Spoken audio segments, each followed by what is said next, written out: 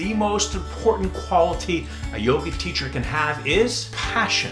I just buried the lead. Now you don't have to watch the video. Just kidding. Because yeah, everybody has passion. Maybe that's why they became a yoga teacher in the first place. How are you going to show that passion to your classroom? That's what we're going to talk about today. When people apply to my teacher training programs, one of the things I see in almost every single application, I want to help people. I want to share with people what I learned and what helped me. And they want to inspire their students, but it's hard to inspire your students when your passion is not coming through the subtext. We start to work on in the Barkan Method teacher training programs, the level 1 and even more so in the advanced level 2 and the level 3 teacher training programs. When you're first learning to be a yoga teacher, you've got so much going on. You've got to understand the script, what my teacher Bikram calls the dialogue. You have all these alignment concepts that have to come through the class. You have timing to think about. You have class dynamics. And when you're new, that's really going to consume your whole experience. But as that becomes automatic, when you've been teaching for a while and the timing, the bullet points, the script, the dialogue is automatic. Now what I'm going to say is even more important because it's really easy to fall into a trap, what I call a repeated pattern of speech. You're teaching a 75-minute and 90-minute class and it's easy to get stuck and become an automaton. This guy is so boring. Because your words are constantly repeating. And if you're teaching on a regular basis, you start to say the same thing the same way every day. Stop! Just stop! Stop!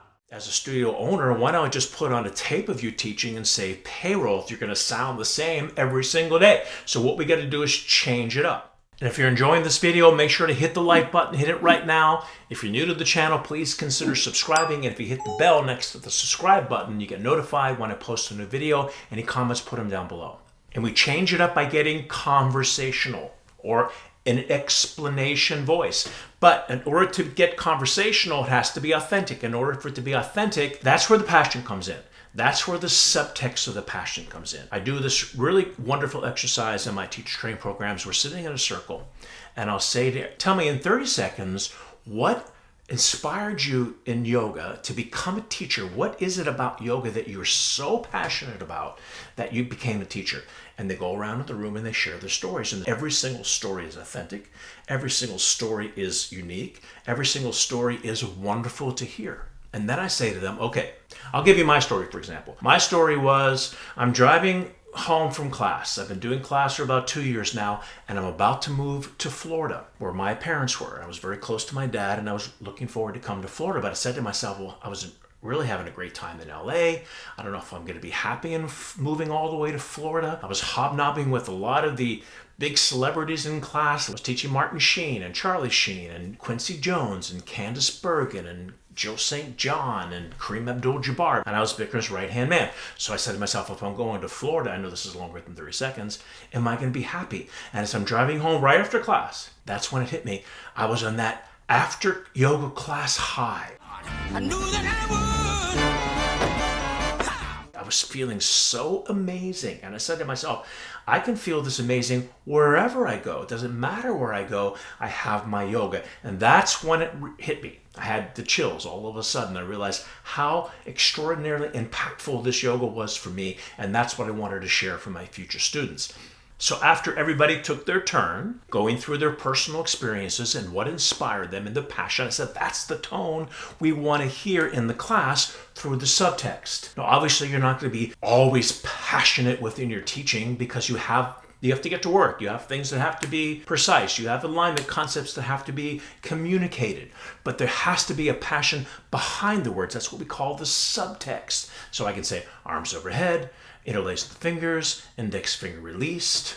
Or I can say arms overhead, interlace the fingers, and cross the thumbs. That's going to give you a little bit more of a leverage position for your hands. All of a sudden, now I've got a little more passion coming behind my words. And now we can take it to the next level in what I call the conversation voice. Because you have to have a teacher voice. The teacher voice is that repeated pattern. You have a pattern of speech that you always want to have in order to get through a 75, 90-minute class. Arms overhead, push your hips to the left, or if you're doing a vinyasa, lengthen, look up. The teacher voice is great for the transitions. But now when you're in the pose, that's when we can break the pattern. We break the pattern by getting conversational. And the way we're going to get conversational, that's really where the passion comes in. Now that's going to fuel how you say it. It's not what you're saying, but it's how you're saying the position. So let's say for a posture like standing separately head to knee, bring your right foot forward, interlace the fingers, bring your chin to the chest, exhale, come down into the pose. That's my teacher voice.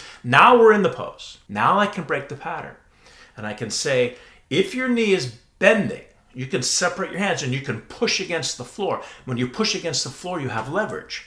And once you can straighten the leg, then you can bring your palms together. And I always tell this to my students, not what I'm saying, which is important, but how I'm saying it. All of a sudden, I broke that pattern of speech. And I explained to my students exactly what it is that you're going to do and how you can propel yourself into the next level of the pose. But the only way they heard me is to break the pattern of speech. Let's go half moon, for example. Arms overhead, push your hips to the left, bring your arms to the right, chest out, arms back. That's my teacher voice. And now as you're reaching to the right, sometimes your left heel wants to come off the floor. Push your left heel down. That's going to, you propel yourself by pushing the left heel into the floor. That's the leverage you're creating. All of a sudden, you hear the difference, the contrast from teacher voice to conversation voice. And that's how you become authentic. And it's all fueled by the passion. Now, another great way of finding your conversation voice is using a personal experience. You don't have to do it all the time, but it can definitely help you to find that different tone. It's not the story that you're sharing, it's how you're sharing that story and the way your voice sounds. So let's say we're doing a pose like Supta Vajrasana. In the Bikram world, they call it fixed firm. The literal translation is reclining diamond pose. So you can say knees together, feet apart, grab your heels, touch one elbow behind you, then the other. That's your teacher voice. Now you can say, for me, I hurt my knee. So I can't get all the way down to that pose. So what I like to do is bring my hands out in front or to the side of my body. That's going to take the pressure off of my knees. Try that. See if that works for you. Don't go all the way down, especially if you have a knee issue like me. Keep your hands on the side, and that takes the pressure off. Now, all of a sudden, you're sharing a personal story. What you don't want to do, however, when you're sharing a personal story, is to say, oh, I really hate this pose, but let's do it anyway. They don't care that you hate the pose. Your personal story has to inspire them. Now, yeah, if you want to make a joke every now and then, that's fine. But you don't want to go into the negative side. Who cares that you don't like the pose? And at the same time, you don't want to dictate their experience. You don't want to say, oh, I know this posture is tough, but keep going. If you're doing standing head to knee, for example, well, standing head to knee was never really tough for me. We used to hold this pose for 2 minutes. Speak for yourself. Don't dictate the experience to the class. Keep that to yourself. So we talk about the conversation voice. We talk about the explanation voice. And a lot of times people are afraid to bring their personality out into the classroom because it's vulnerable. When you're actually being yourself and you're throwing your personality out there to say 20, 25, 30, 40 people in the classroom, it can be a vulnerable thing. You say to yourself, maybe they won't like when I get conversational. Maybe they won't like when I get authentic. But that's your gem. That's your uniqueness. You want to demonstrate that. And yes, you're going to take a risk. When you're out there in the public, people may not like you. I'm sure there's people that are watching my YouTube video that say, I really don't like this guy at all. I used to always say I could line up 1,000 people down the street that don't like my class and won't come to it. Hopefully I can line up a couple thousand on the other side of the street that do like my class and want to come to the class. So you have to take the risk, put yourself out into that classroom, open up your heart chakra, show that classroom who you really are. If they don't like you, they're not going to come to class. Probably not going to come afterwards and say, oh, look, I really don't like you at all. I don't like your authenticity. It's just not going to come to your class, so don't worry about it. But the people that do like it, hopefully they'll be coming in and taking your class more often. Amazing! This is amazing! And nobody can copy you. That's going to be your superpower, is your authenticity. And what's going to fuel that authenticity is the passion, the reason why you became a yoga teacher in the first place. That's going to come through those words and inspire your students. And now, like I said in the application, you really want to help the students. That's how you're really going to help your students and inspire them. Now, you might say, easier said than done. In my teacher training programs, especially as I start to coach people, and I had the metaphor before, first you have to be coachable. You have to want to learn and grow. So when you come to me as a yoga teacher to help you become a better communicator, you have to open yourself up to be more coachable. You don't want to be just to be blowing smoke and saying, oh, you're the most amazing yoga teacher I've ever heard. I have nothing to say to you. Now, I will encourage you, but I'm going to correct you. I'm going to help you to get those words out so it'll resonate more with your students. And how we're going to do that is getting more conversational.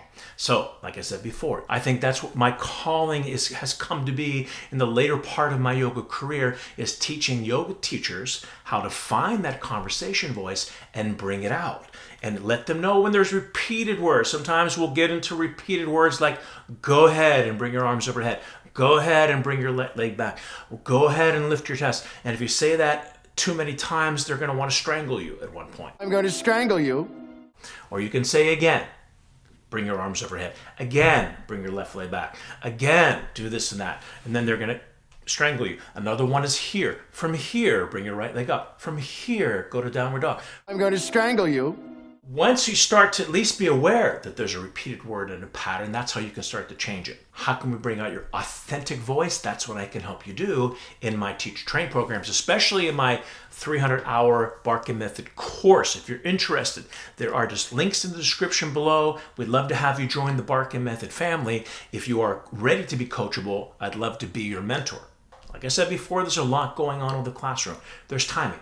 There's bullet points. There's dynamics of the classroom. There may be new students you have to correct. Now you got to get conversational, and now you got to bring the passion through it. This is more of an advanced level when all this stuff becomes automatic. You've been teaching for a while. Now I can really step up and help coach you to find that authentic sound, to find that voice, and allow this video to inspire you to start working with it and experimenting it in your classroom, especially if you're teaching on a regular basis. Take a moment, and I tell this to all my teacher training people. Before you go to your next class, just don't get out of your car, walk into the yoga studio and start teaching your class. Go into the storage room, go into the back office room where it's quiet. Maybe turn the light off, close your eyes, and find an intentioner for that class. How am I going to get more conversational today? How am I going to find my passion? How am I going to allow myself to be vulnerable enough to let my own personality come through? Set the intention before the class. And now you come in with a whole different mindset, because if you come right out of your car into that classroom, you're going to go back to the same pattern, that repeated pattern, which we want to break. How are we going to break it? It's going to take time. We're going to find our conversation voice. We're going to be more authentic, and it's going to be all fueled by your passion. So that's our episode for today. Thank you so much for watching. If you're new to the channel, please consider subscribing, hit the notification bell. Any comments, put them down below. If you enjoy this video, hit the like button, and I'll see you at the next video. Bye, everyone.